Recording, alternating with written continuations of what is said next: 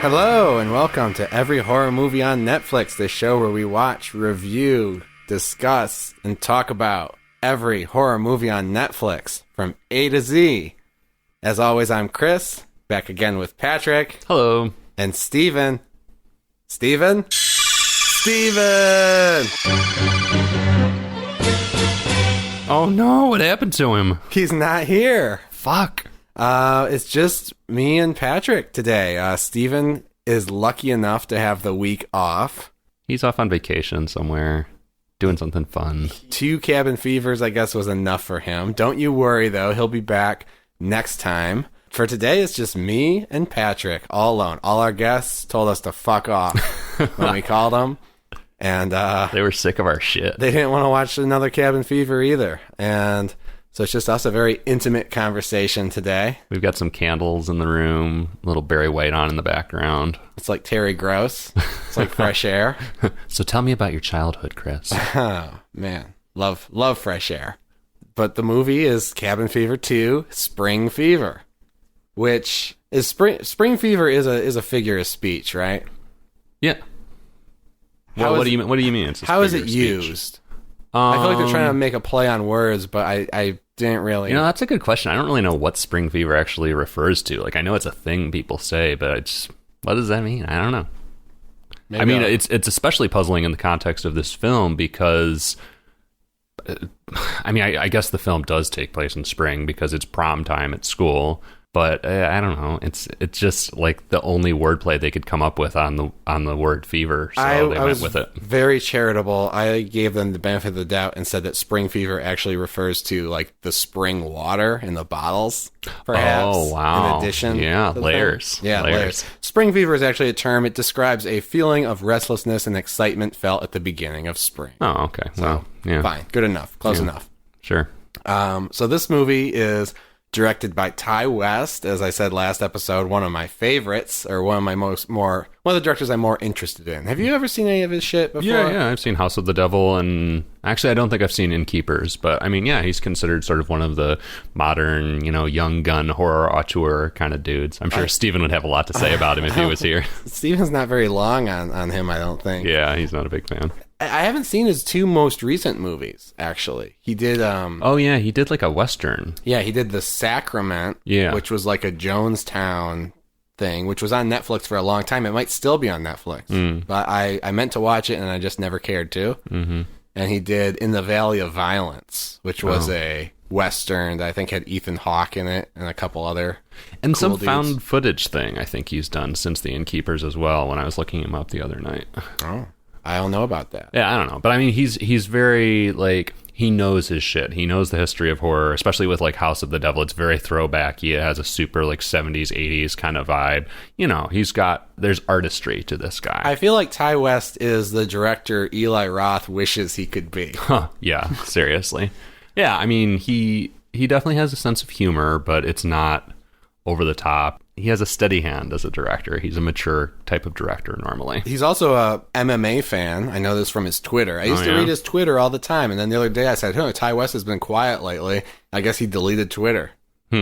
Which... MMA being... mixed martial arts. For those who are not fans of the squared circle. Well, that's because he would... Is that what they call it? I don't know anything about this either. I only know this term from hearing you say it. The squared circle. Isn't that what they call it? The octagon? What's squared circle? That's a thing, isn't it? Yeah. I don't know. If it's, I guess you would know, but if it's not a thing. Oh, yeah. I haven't heard that before, but yeah, I guess that's what people call a boxing ring or a wrestling ring. I have no idea how I know that. Yeah, a little esoteric for me, but good for you. Anyways, Ty West loves the MMA. He used to only tweet about, his movies and horror movies and then like whatever UFC event was happening on a given night. Like he would just like live tweet it. And now he's off Twitter, so I hope he's okay. But we should all get off Twitter. Yeah. But hey, except for you out there and listening to us, you should follow us on Twitter. Yeah. Go on Twitter, but only follow us. Yeah, send us a little tweet. Leave us an iTunes review. Check us out on Facebook. Don't troll us, though. Tag us on Instagram. Instagram. Anyway, but he kind of he wanted his name taken off this movie because I guess the production was a clusterfuck. Yeah, and I mean, I would be really curious to see what the original script was for this film, or sort of just what Ty West's vision for this film was, because it feels like a very specific vision. It doesn't feel like a movie where a director had a vision and then the studio cut it to be something else. This feels like a very complete vision of a film. Yeah. You know, I'm just curious what exactly made him go, oh yeah, I don't want to be associated with this, you know, because make no mistake, it's a garbage movie that I would not want my name associated with. But I don't know how you can make this movie and then all of a sudden go, oh, this is not what I intended, you know? I don't know. Maybe it was just kind of a purity thing where maybe I think it's clear from watching the movie that some corners were cut, which I guess we can get into in a little bit. But, yeah, you think? You know, and whether that was his fault or not, but maybe, I mean, some directors want their name, because I was reading about this, Alan Smithy pseudonym that directors use on a movie credit, which Ty West was denied for this film. Yeah, I guess it's a union thing or whatever, but I guess any director has the right to take their name off a movie if they feel it wasn't in their control or something well enough. Yeah, I mean, I guess we should explain this slightly for those who don't know. Like, I mean, if you ever see the name Alan Smithy on a movie, I don't know if it's just director or if there are other roles on the crew who could be credited as Alan Smithy, but if you see that, it means that the director didn't want to be associated with the film and so is credited by this pseudonym. I just thought there was like a prolific 90-year-old guy who makes shitty movies consistently.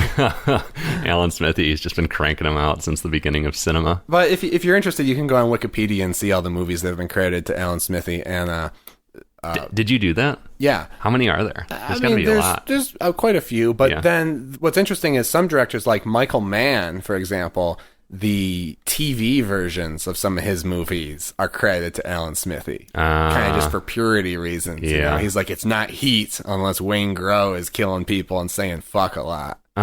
So you're saying that maybe they like watered down Ty West's vision for this film somewhat. Yeah, I don't know. Maybe it was just a matter of they ran out of money and they had to open and close the movie with a cartoon, and he was like, well, that's not my movie. Take my name off it. I mean, it's hard to imagine that could be the case for a film in which we see a close-up shot of a dick ejaculating both semen and blood, but I don't know. It's curious. I would love to. I feel like this needs to be our first interview. I want to get Ty West on the show to talk about Cabin Fever too. I just want to get the insider story of how this all went. If only I knew how to tweet him now. Yeah. He's an interesting guy. This is like his Piranha 2, or what was Cameron's first film? Piranha 2 or 3? James Cameron's first film was Piranha 2, The Spawning. Yeah.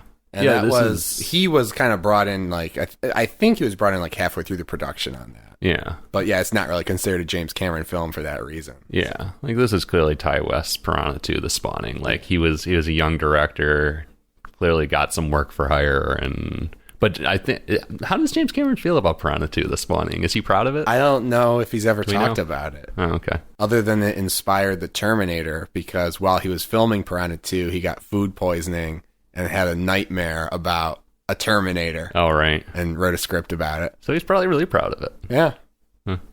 Anyway, so the concept of this movie, I don't know if you listened to our last episode or not, but you should go back and catch yourself up on Cabin Fever a little bit. Because it's way more entertaining than watching either Cabin Fever movie. You speak for yourself. I will. But basically the premise is that the disease that was in the water that was fucking up everybody in Cabin Fever has been bottled for sale and has made its way on a truck to some town, and it's been delivered to a high school. We should clarify this, though. It is the town that the cabin is in.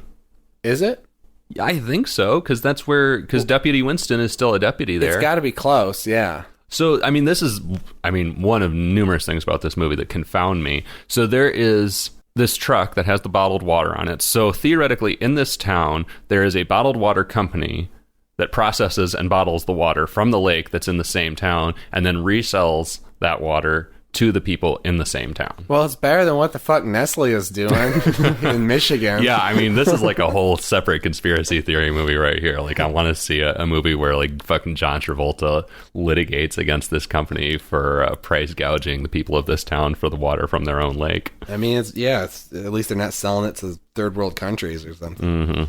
But yeah, so the water somehow gets only delivered to and concentrated in this high school, at least for the purposes of this movie. Yeah, like we're not aware of the water having spread anywhere else. It's just a huge fucking truckload has just been delivered specifically to the high school. Right. And as Patrick mentioned, Deputy Winston, who was one of the more what's a good adjective for him? Memorable characters from the first movie. He returns. And his musical theme returns. His musical theme returns. And Ryder Strong from the first movie also returns and has top billing in this movie. Oh, does he? Yeah. Wow. So I'm like, oh, wow, they got Ryder Strong to come back for Cabin Fever 2. And I think this was made, 5 years or something, 4 or 5 years after they made Cabin Fever 1.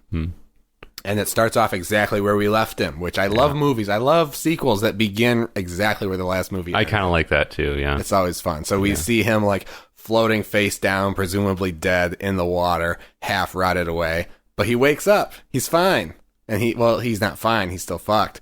And then he crawls through the woods. He's more fucked. Even more fucked than we saw him last. He summarily gets hit by a bus. Yeah. And explodes. He's gone in the first 2 minutes. Yeah.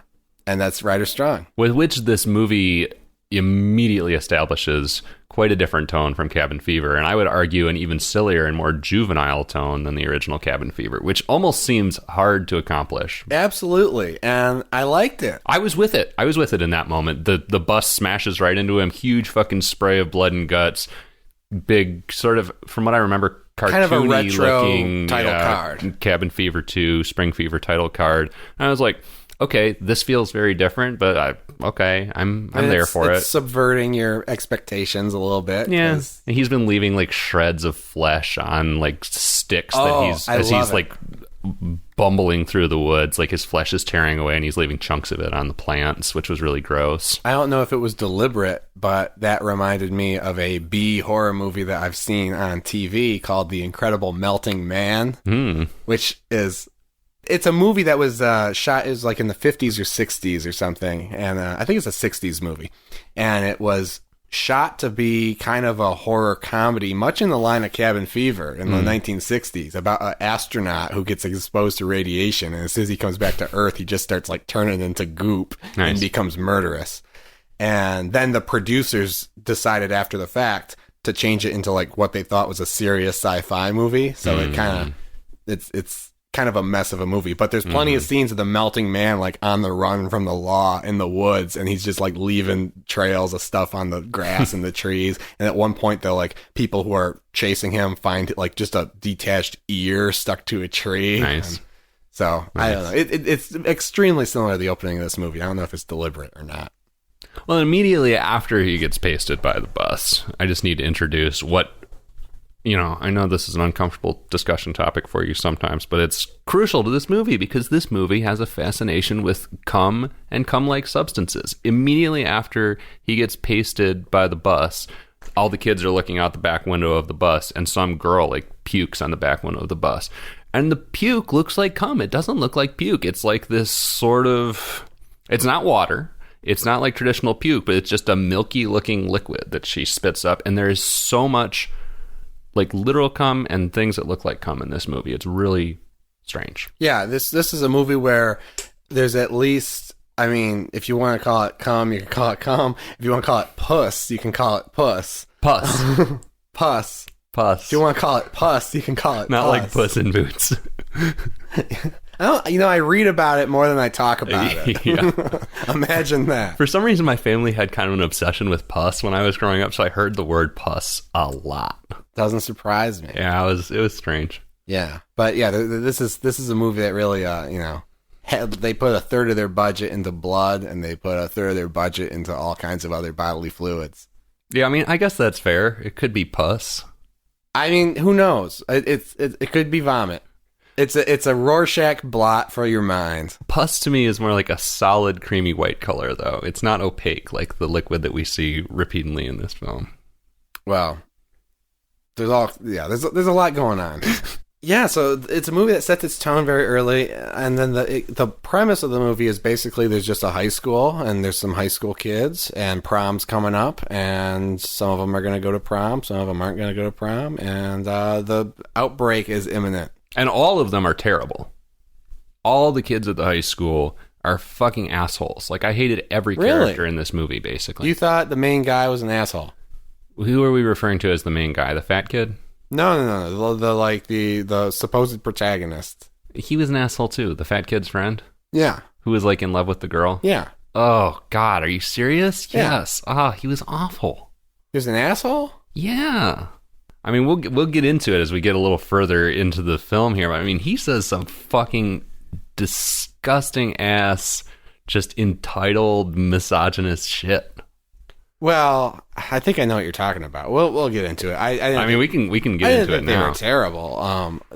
But I mean, that's there's not a lot of premise to this movie. No. But the big difference for me between this movie and the previous Cabin Fever is this movie has found a tone and it sticks with it through the whole movie, and it's just batshit comedy, gross out comedy kind of for the whole movie. Yeah, I mean, there aren't characters so much as there are just like bodies to be corrupted by the cabin fever virus. Yeah, and there aren't scenes as much as there's like comedy sketches that are kind of disconnected from each other. That's a really good way to describe it, actually, because that's totally true. Yeah, it's kind of just a series. It reminded me a lot of like the Tim and Eric movie or something like that. I actually haven't seen the movie. I saw a lot of the show. You can imagine. I can see what you're saying, though. It felt kind of like a Tim and Eric thing, or where it's just kind of found this really goofball.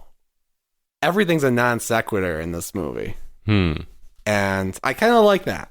I laughed a lot, and I was really no. I mean, I'm not proud that I laughed a lot. Wow, it's all lowbrow humor. Yeah, but some of it I thought was very funny. Some of the situational kind of comedy I thought was very funny. There were a lot of sight gags that I thought were funny. Sometimes because they were just funny, and sometimes because they were just outrageously sick and gross, deliberately so.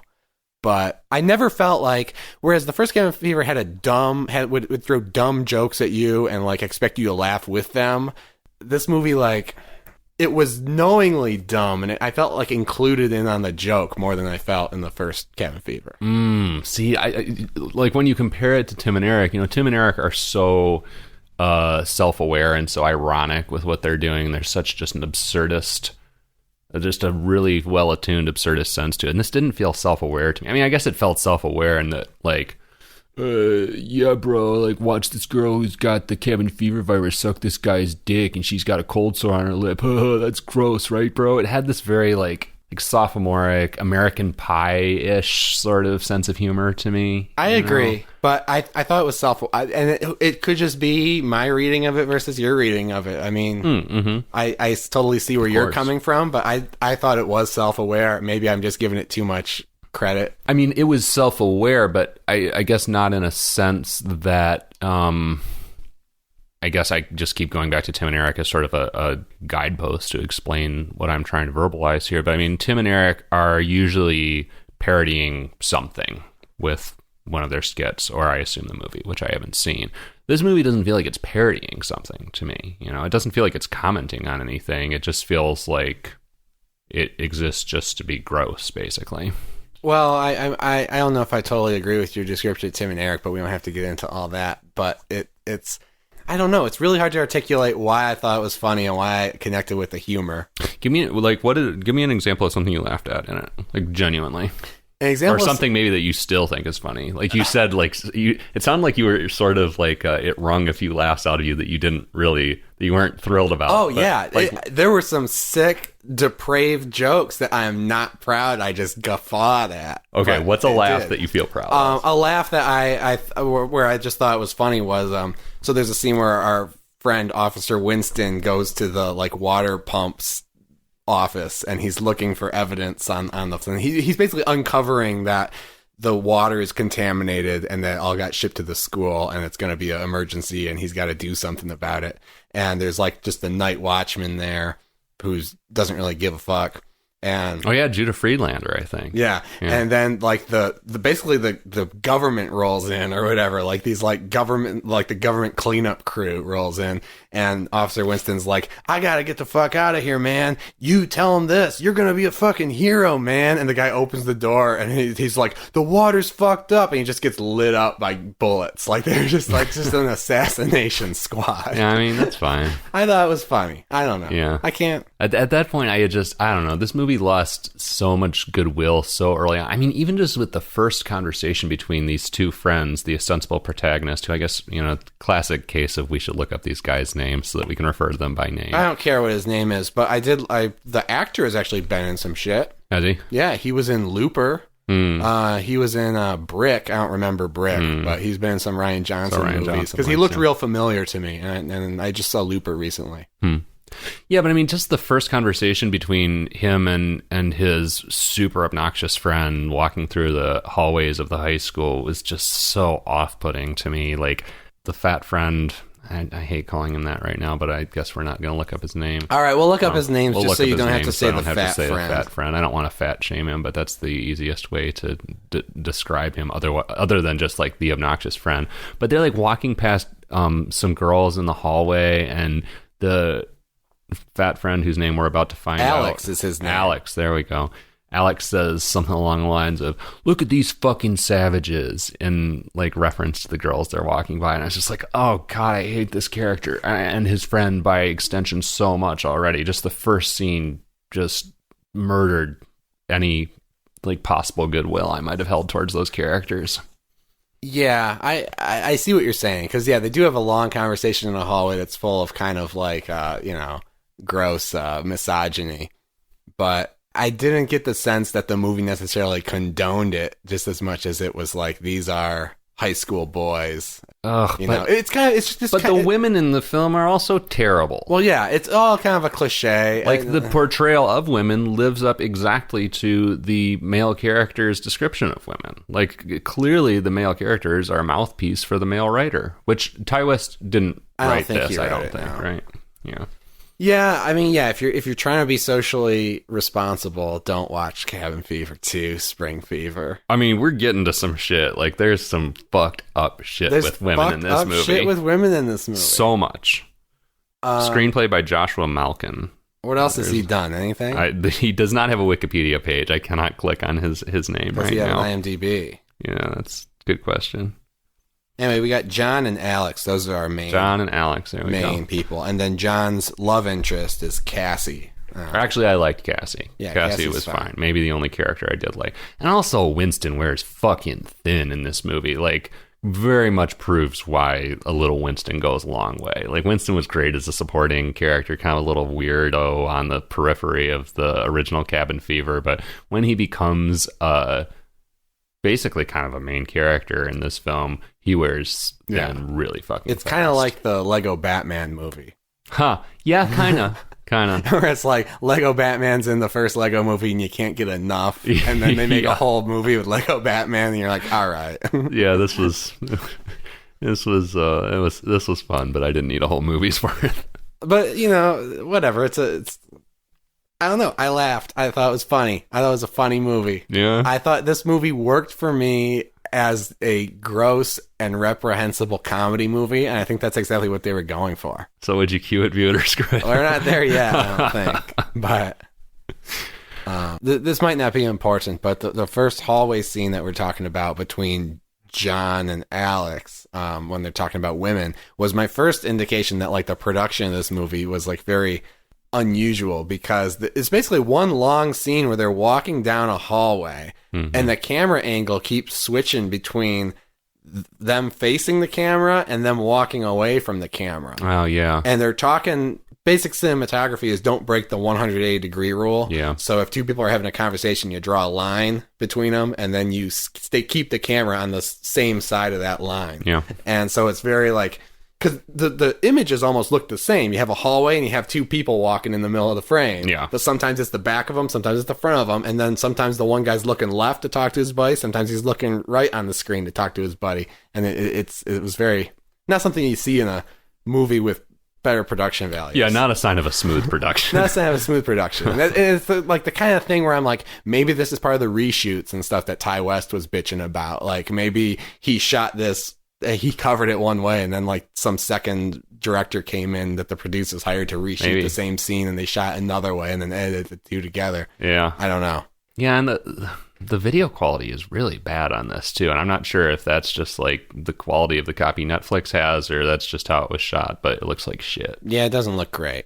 So early in the movie, you kind of follow these kids through kind of a normal school day and meet some quote unquote characters along the way. Mm-hmm. And again, we kind of gave the first Cabin Fever a lot of credit and read an STD metaphor into it that wasn't really there. I'm going to do the same thing in this movie, because I noticed early on that most of the characters had a physical thing about them that was like embarrassing, or people were talking about, or was obvious. Like they all have a physical defect of some sort. And I was wondering if the movie's trying to comment on kind of people's body image in high school.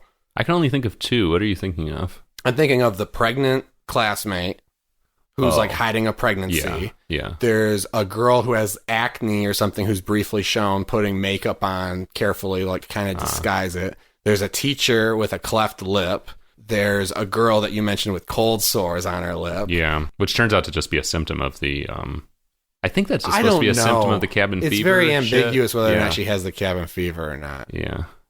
I mean, basically everyone drinks the punch. Because, the punch is made with the water at the prom. That's how everyone gets it. Yeah. So everyone either drinks the punch or they get a bottle from a, I was really puzzled about that teacher with the cleft lip, because I was having a really hard time figuring out why that was even a thing. And to me, it felt a lot like the point was just to laugh at the teacher with the cleft lip. Like, she was shot just to look sort of like, she was directed to make very over-the-top faces, and it was shot as if, haha, the teacher has a cleft lip, and that was period, end of the sentence. That was the point of that trait on that character. Again, I can see why you said that. I can understand why you said that. It didn't hit me that way. Yeah. I might be giving it too much credit with this whole body image thing. No, and I mean, your interpretation certainly lends up a possible new. I mean, there's also a fat girl, obviously. Which. Ugh. We could talk about that later. God. But I didn't read that teacher as just let's laugh at her cleft lip. I thought she was a hilarious character just of how she acted. I mean, she was a good actress, yeah. And I mean, she's playing a caricature of a stern teacher, and it was funny and semi relatable. And then there's a part I think where she's like hitting a kid or something. I don't know. But it's funny. It's just all goofball. It's like a sketch comedy. Like, oh, here's some kids in biology class, and there's a stern teacher, and here's a little 5-minute vignette about that, and then we're gonna move on to something else. Mm-hmm. Maybe you laugh, maybe you didn't. We're gonna gross you the fuck out in every scene of this movie. Mm-hmm. We're gonna explode a frog, and then have a girl accidentally put the frog juice in her mouth. Yeah, and what does the frog juice look like? I mean, it's more jizz / pus. It's a Rorschach blot, continuing man. The theme. It's a Rorschach blot. To me, it looks like Dunkin' Donuts custard. Okay, well, no matter what, like that, it's that substance, whatever it is, recurs a lot in this movie, and a couple of times it is literal cum. Yeah, so for sure. Just saying, there's no Dunkin' Donuts custard scene in the movie. No, and I guess you could argue that it is pus at times, but there's just that color and substance shows up a lot. I mean, it's a gross substance. And it's used in a lot of ways. I don't really know what else to say about it.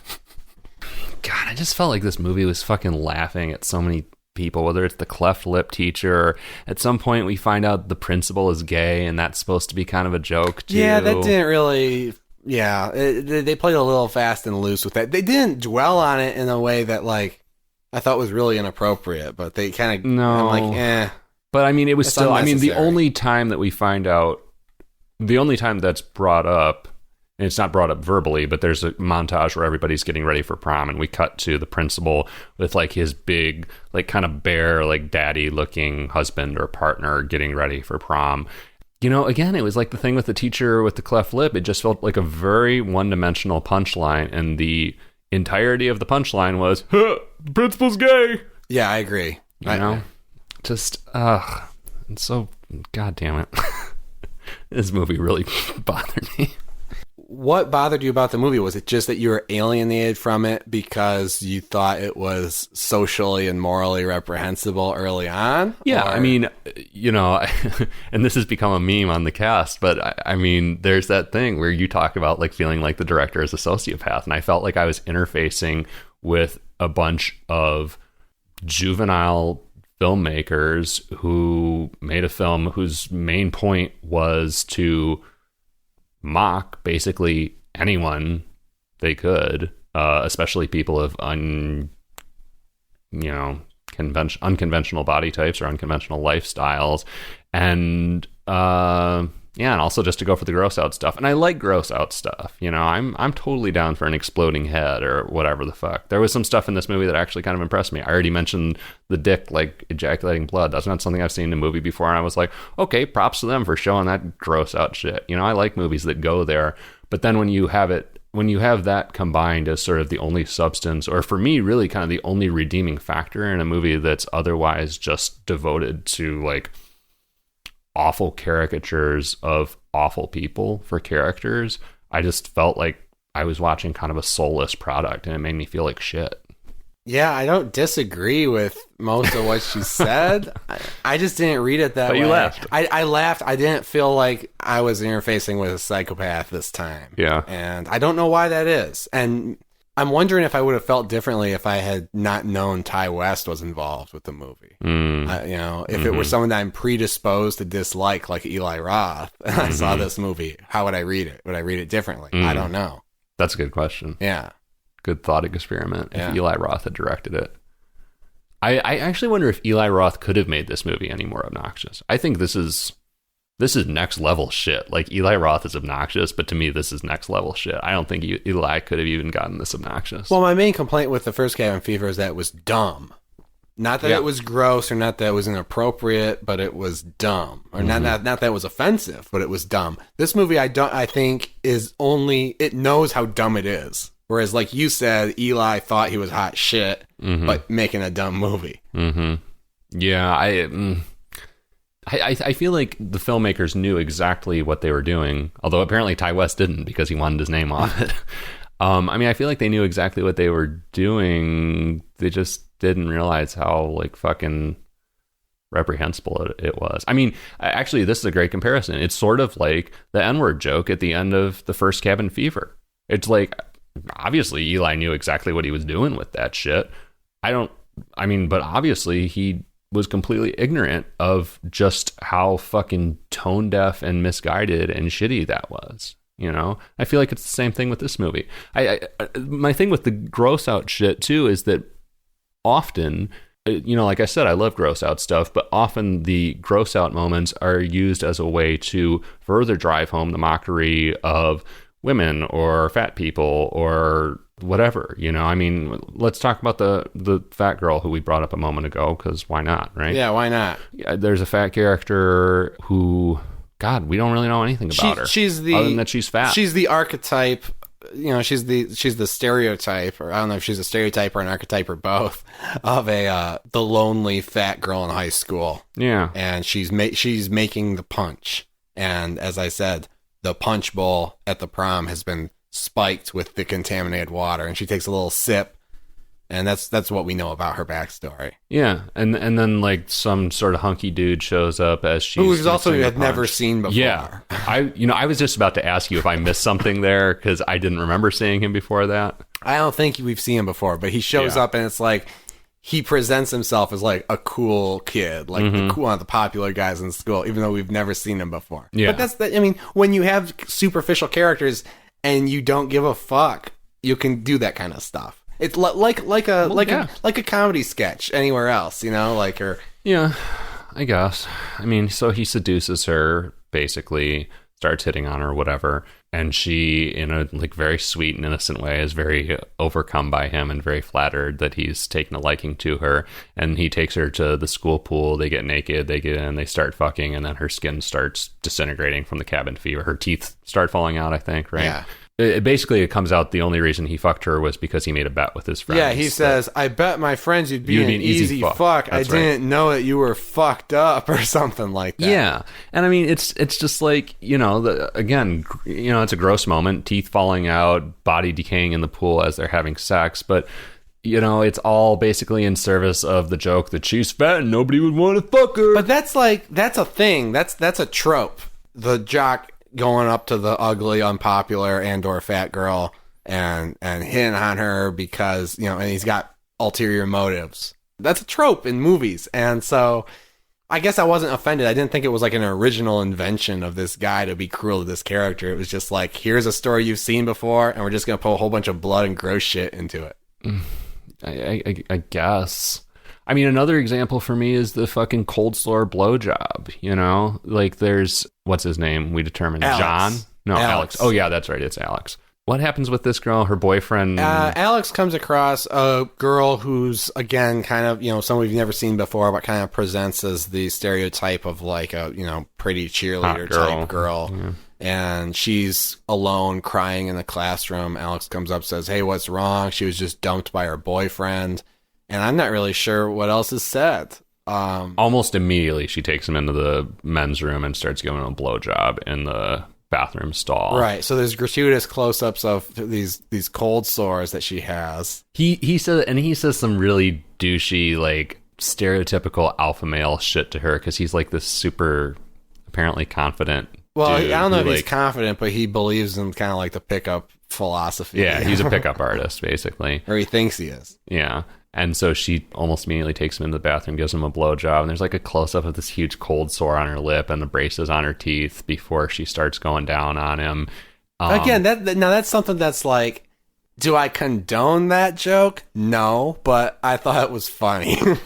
the cold sore in particular, or just the sight gag of seeing the cold sore and the braces and just the way it was done. I don't know. Like, was it smart? No. Was it inoffensive? Absolutely not. Yeah. But I don't know. I kind of was like, this movie's just trying to push buttons, and it's pushing buttons. Okay. Yeah, it's pushing buttons. All right. I mean, she finishes him off and then goes to the sink. More cum. I mean, she spits out like a fucking gallon of cum in the sink. Another thing that's just ridiculous, and it's pushing buttons, and it's funny because of how ridiculous and over the top and lewd and gross it is. Yeah. And I guess this is the difference for me. Maybe I can articulate why it feels different to me than like the N-word joke in Cabin Fever, because the N-word joke in Cabin Fever was deliberately pushing buttons, but I think it thought it was being clever. And I think this movie doesn't try to be too clever. It's just like, we're pushing your buttons. Here's some really gross stuff. You're either with us or you're against us. Like, that's not why that's probably part of why I was offended by the N-word joke. But yeah.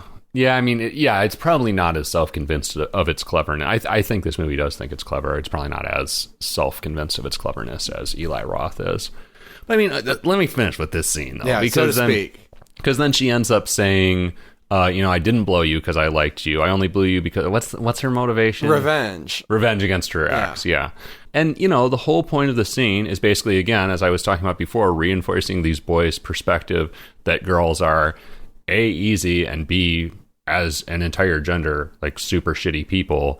And so, again, this gross out stuff with the cold sore and the cum and whatever, which I guess might have been novel, I suppose, in a different context, just turns out to be like kind of the salt and pepper on this like big fucking serving of shitty misogyny. I don't know, it just made me feel really like squirmy and uncomfortable, and not in like a wow that's gross kind of way, but like the basic moral content of the scene was just like, ew. That grossed me out more than seeing a fucking cold sore on a girl's lip before she goes down on a dude. But again, I'm as guilty as any of us of, calling these movies out when I think that they're being too politically incorrect for me, or they're sending the wrong messages about women or minorities or what have you. This movie, I didn't think that the filmmakers were really subscribing to anything that they presented in this movie. they're trying to tread that hard. They're trying to just be as gross, and nothing has any value. So I can't really place a value on all right, so here's an example. Let me tell you what I thought, the jokes that I thought, or the depictions that made me uncomfortable in this movie were that there's, I think, 3 black characters with speaking roles.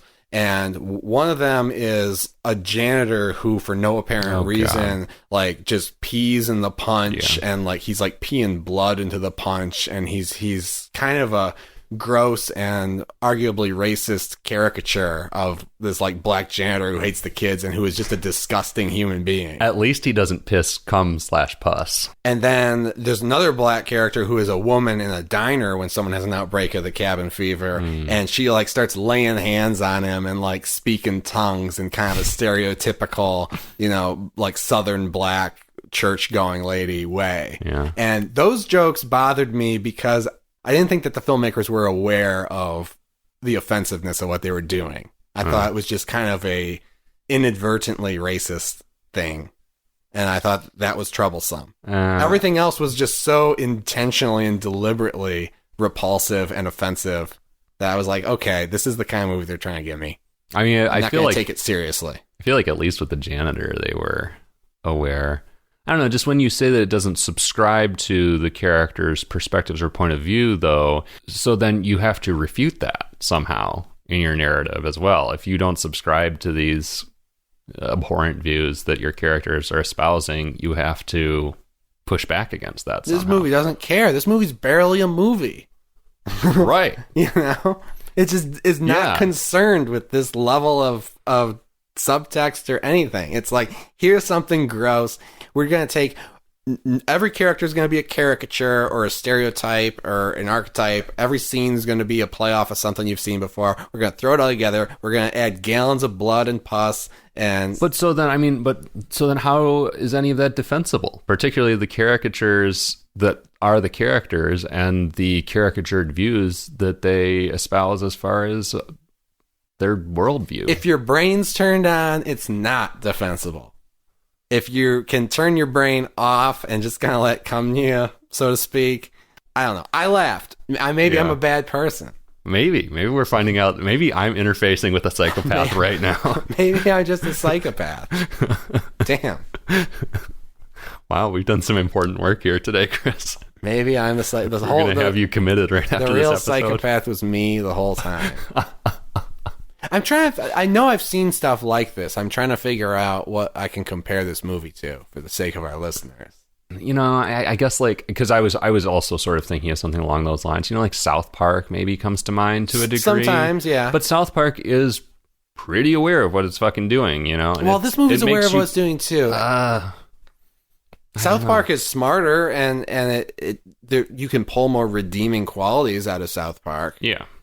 And this movie is not that, but it kind of reminded me of like Borat, or not Borat, but Bruno or something, and kind of like going too far into things. And I mean, there was like the dick shot or whatever in Bruno that turned a lot of people off. And this is actually the perfect comparison because Sacha Baron Cohen often walks the same line between actually having something to say through gross out humor and caricatured characters and just doing caricatures because he thinks he's fucking funny. I just watched his whole new show, and the whole thing is that, there are certain scenes where he uses those caricatures to make a really astute political point.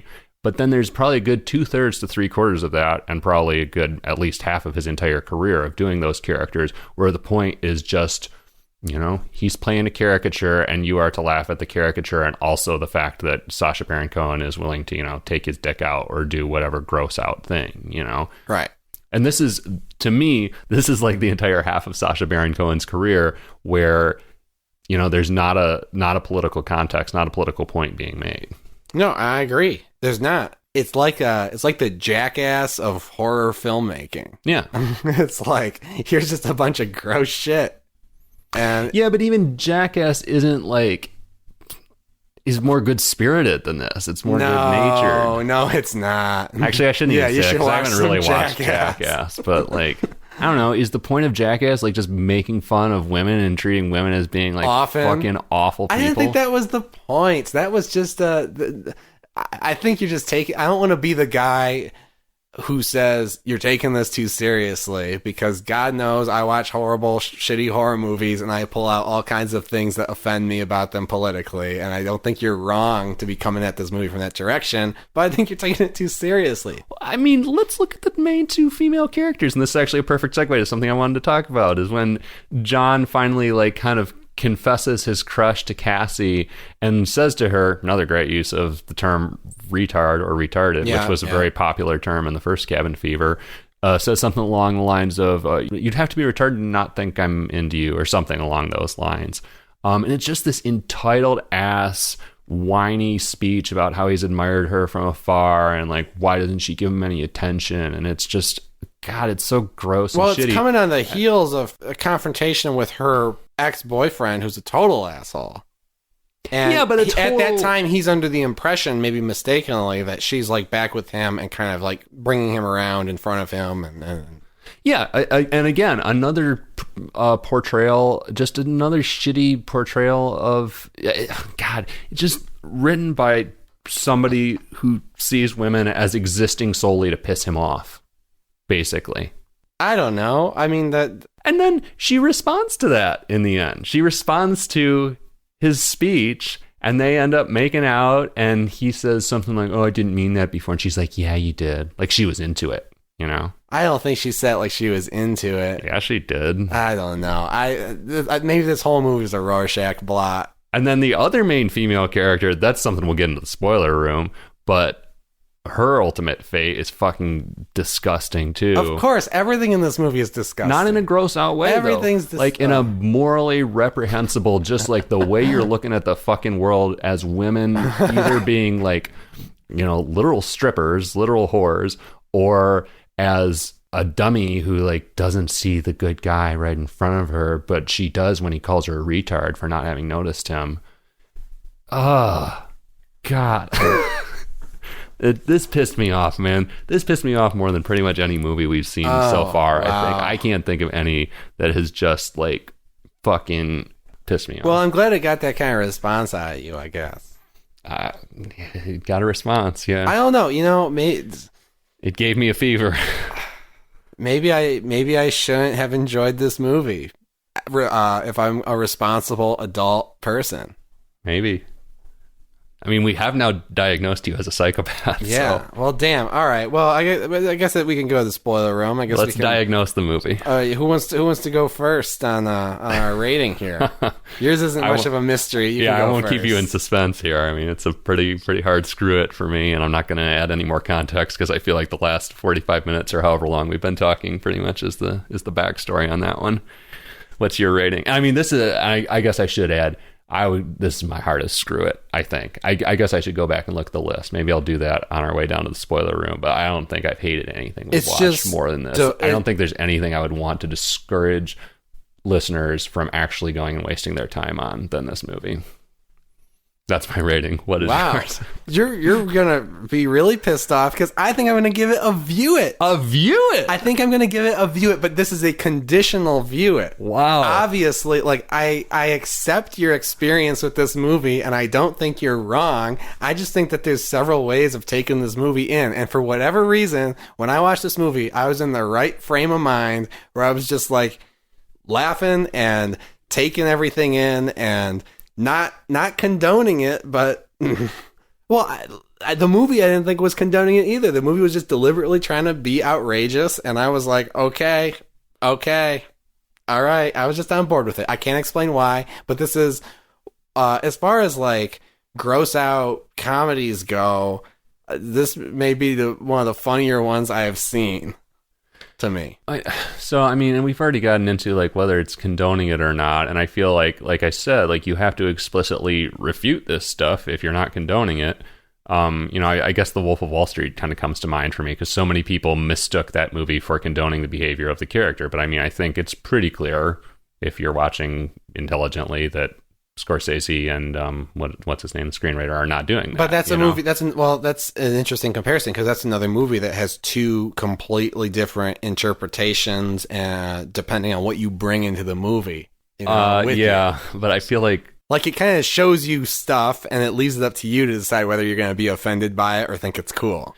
Okay, but I think this movie has like a 14% on Rotten Tomatoes, so I think there's kind of only one common interpretation of Cabin Fever 2, Spring Fever. I don't know. I'd be totally interested to see more opinions on it. I was actually looking it up on Twitter last night to see if there was any buzz about it, but I guess someone has a album out called Cabin Fever 2, so that's all you see if you search for Cabin Fever 2. Fucking Cabin Fever 2, man.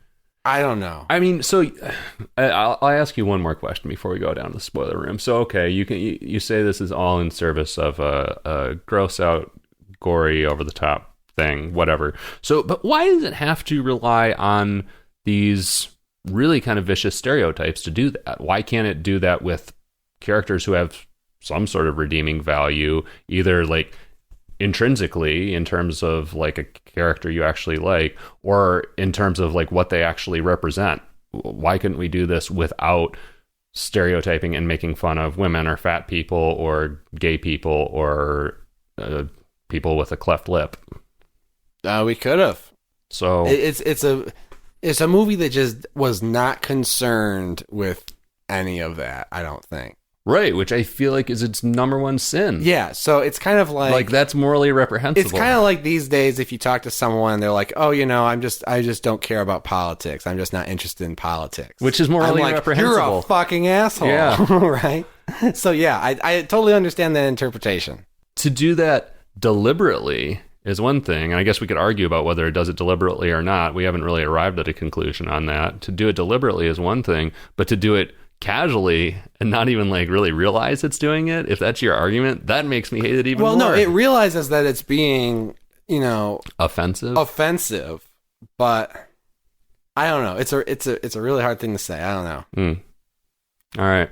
It's all part of the point, but it's not intended to, I don't know. Maybe I'm just too privileged for this damn movie. How so? Maybe I'm just like, yeah, you know what? I'm not fat, so I can turn my brain off and laugh at something. Yeah. And there's, without getting hung up on the fat character. Maybe. I don't know. Maybe this will all bother me more upon a rewatch. Maybe. Where would it fall on your view? I mean, is it like a strong view? Oh, no. It's a very weak view, and it's a conditional view it. Uh-huh. So, which I don't think I really explained that.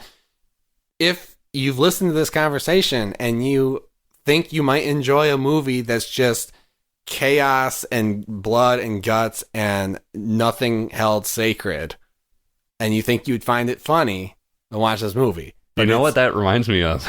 What?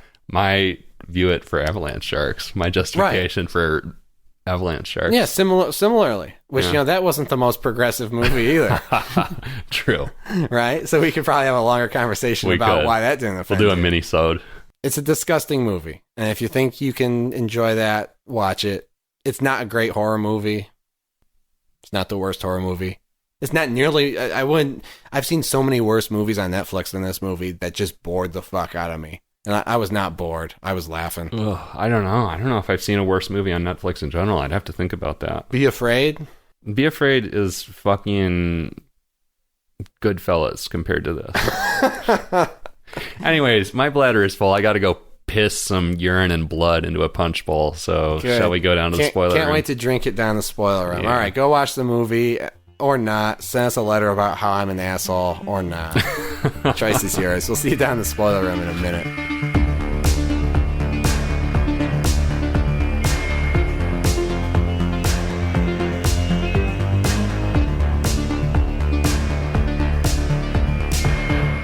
All right, welcome back. We're back in the spoiler room. Drinking some punch. Ready to get the disease, the fever, the cabin fever, the spring fever, if you will. Pissed all the blood out of me. All the blood's been pissed.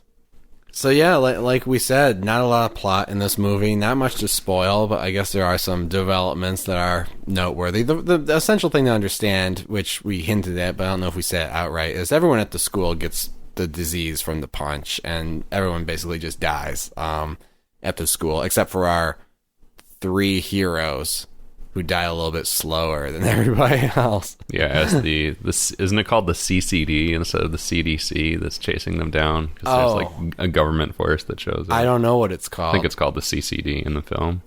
But it's interesting to see how much faster the disease works in this movie than in the previous Cabin Fever. Yeah, because this movie doesn't give a fuck about suspense. No, it doesn't give a fuck about suspense. That's absolutely right. You say that like it's a bad thing. I didn't necessarily say it like it was a bad thing. This movie doesn't give a fuck about anything. That's my main problem with it. Actually, the reason I think I like this movie, at least compared to the first Cabin Fever, is because it excises all the shit that didn't work for me in the first Cabin Fever.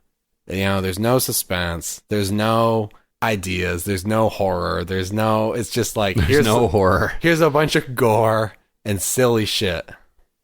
And I'm like, okay, good. I'd rather have that than have to like listen to the fucking edgy tale of the bowling alley serial killer. You know? Yeah. I'm trying to remember now, like what happens. I remember what happens to Cassie in the end. What happens to Alex? Well, Alex drank the punch, so he's fucked. He's got the disease. Yeah. And there's the classic shot where he opens his pants and he's, you know. Oh, yeah. Oh, right. His genitals are fully exposed and pussy and disgusting. And he thinks he's got an STD. He thinks that the cheerleader girl or whatever gave him an STD. But no, he's got the cabin fever, and he dies pretty quickly after that. Yeah. I mean, I said this already, but I mean, I guess props to them for showing a fucking dick, because if you can give them... People don't do that usually. If you can give them props for showing a dick, you should give them props for all the other horrendous, outrageous stuff they did. Oh, showing a dick is horrendous and outrageous? It was done to be provocative. Yeah, I mean, sure. Yeah. But, like, no one will show a dick for any purpose, let alone a dick coming. Or no, I guess you said it's ejaculating. It was just full of fluids and stuff. Who knows what it was doing? Yeah, I don't know. Well, you wanted to talk about So Alex is dead. You got the government cleanup goons clearing out the school, which that's another thing that kind of bothered me, because, again, this movie was made a long time ago, but, like, having scenes of high school students, like, sheltering in place behind filing cabinets, listening to boots coming down the hall. Oh, that bothered you. That offended your sensibilities. Yeah, because that wasn't done to be outrageous, and that was something that just hit too close to home, given, that we've had. Yeah, I understand the distinction, actually. All of that stuff. Yeah. They sacrifice the cleft lip teacher, basically. They hide in a classroom. Yeah. She's freaking out. They hide further back in the classroom so that the government guys just see her, and then they unceremoniously shoot her in the fucking face. Just execution style killings in schools. And maybe that's getting closer to why I didn't have a problem with this stuff, because it's like, when you're presenting something to me as entertainment and it's recalling some stuff that I think is just really not funny, then I'm like, oh, I'm offended. But if you're showing me some stuff that I'm offended by and you're like, this is offensive, then I'm like, okay, I see you. Yeah, but we've discussed that. The movie, the least, doesn't take a stand on whether it's offensive or not. It either revels in the offensiveness or is agnostic. I think this movie at times revels in offensiveness. Yeah. And maybe my thing is that I can get to that level and I can say, okay, you're committed to being offensive. I'm not going to be offended by it. Maybe.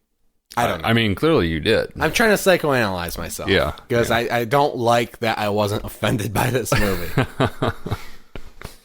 There's so much self-loathing right now. Yeah.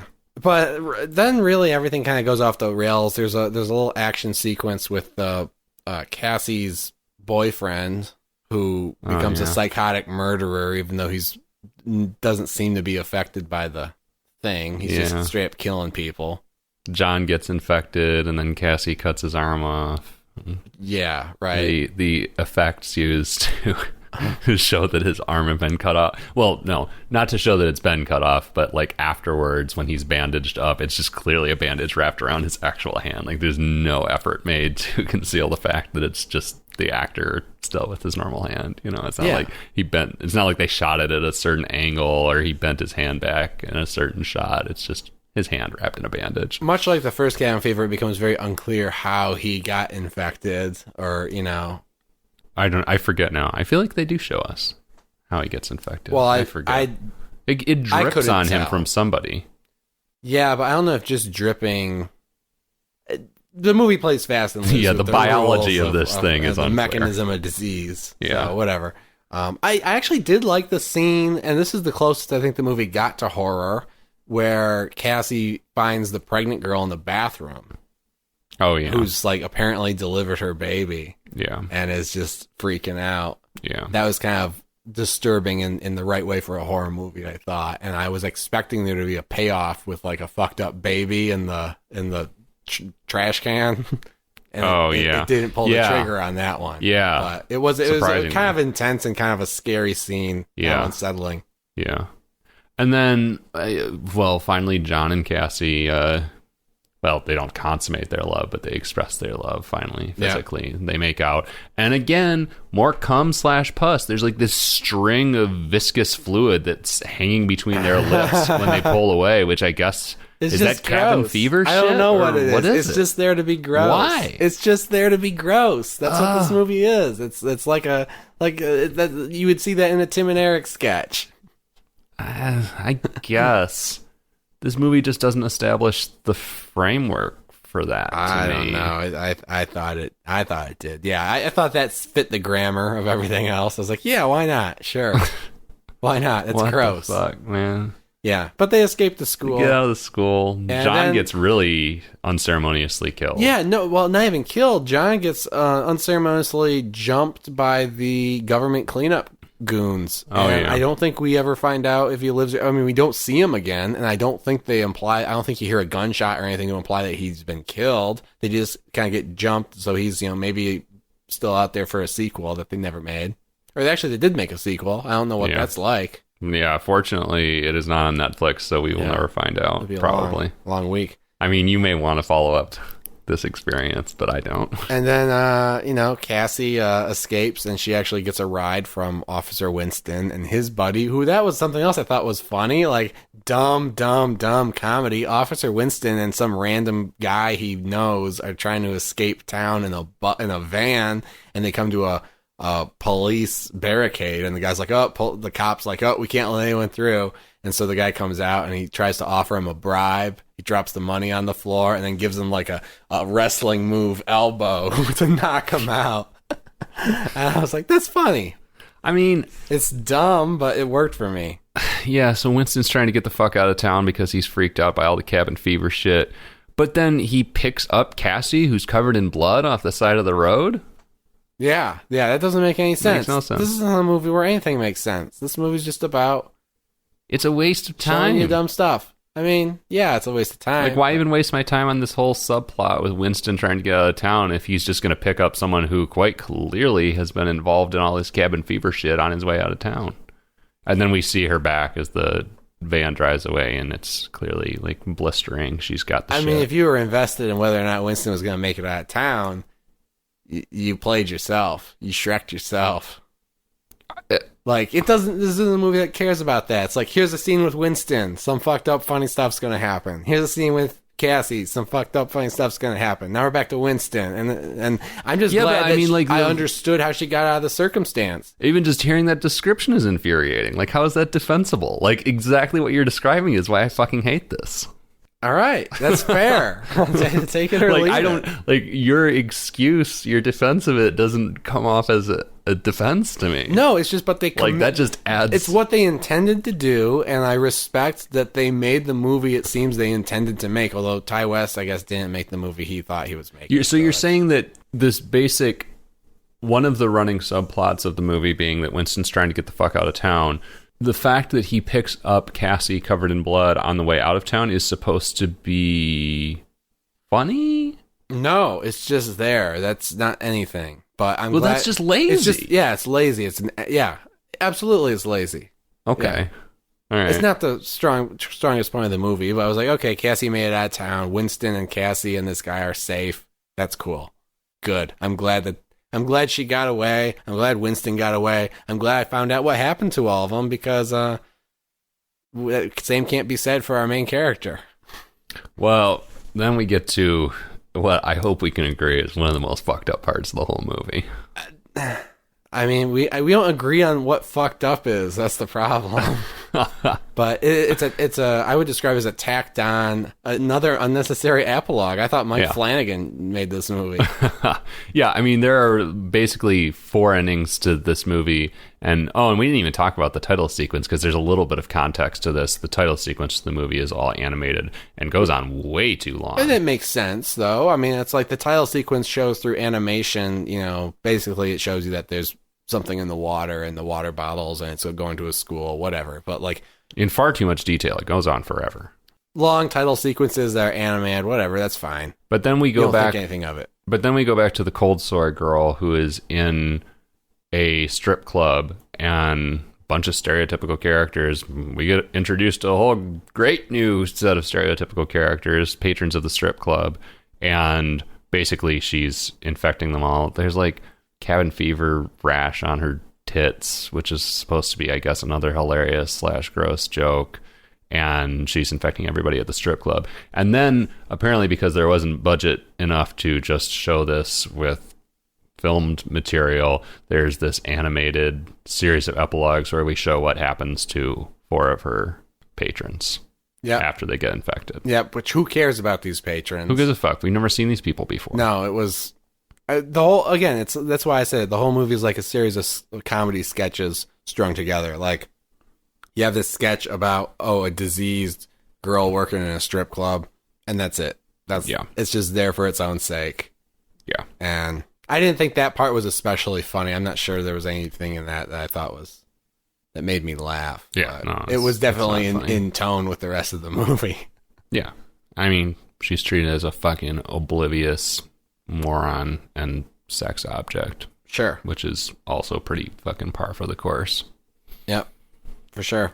And then that's the movie. It ends with like an anime. It ends with a cartoon. Yeah. The end. There's a post-credit scene. Did you stick around for the post-credit scene? Oh, yeah. Oh, and actually, you know what? That's one redeeming part of the whole movie. Not the post-credit scene in particular, but those 2 characters. There's these 2 nerdy friends of John's who show up in a single scene and are trying to convince him to watch a movie, I think, with him, right?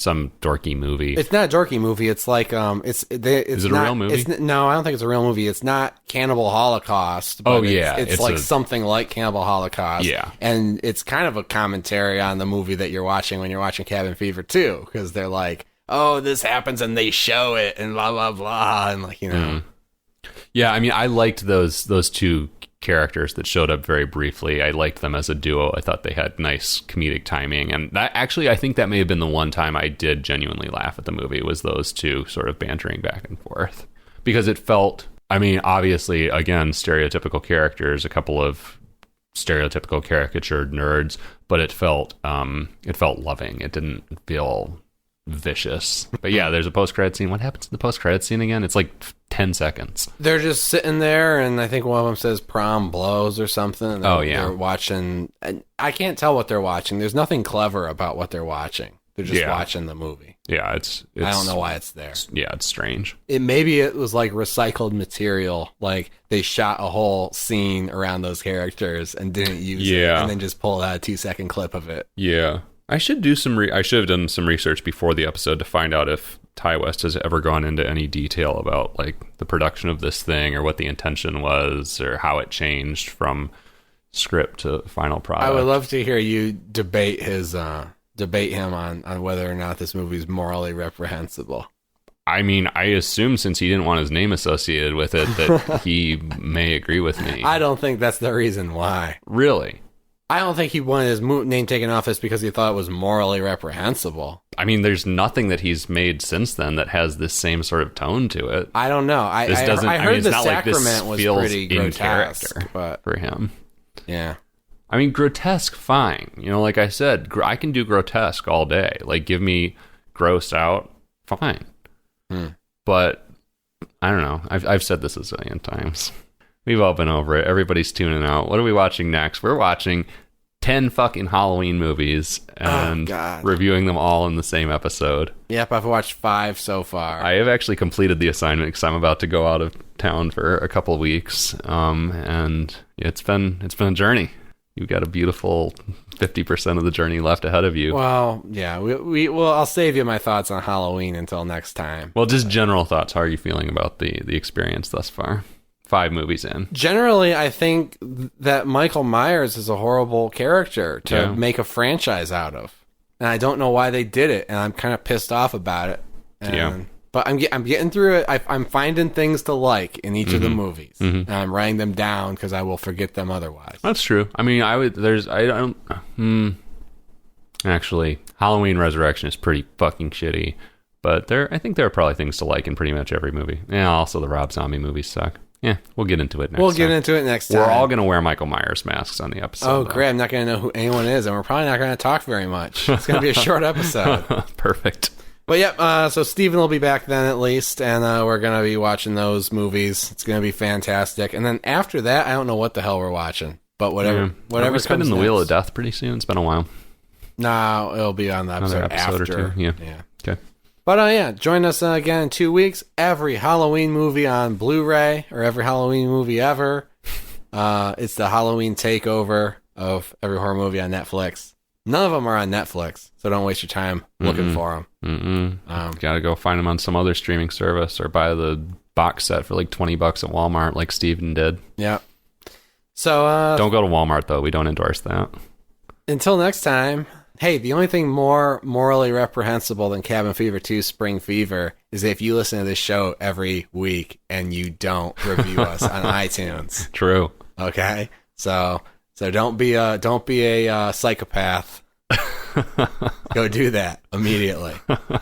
Otherwise, we'll see you next time for every horror movie on Netflix. I'm Chris. And I'm Patrick. See you later.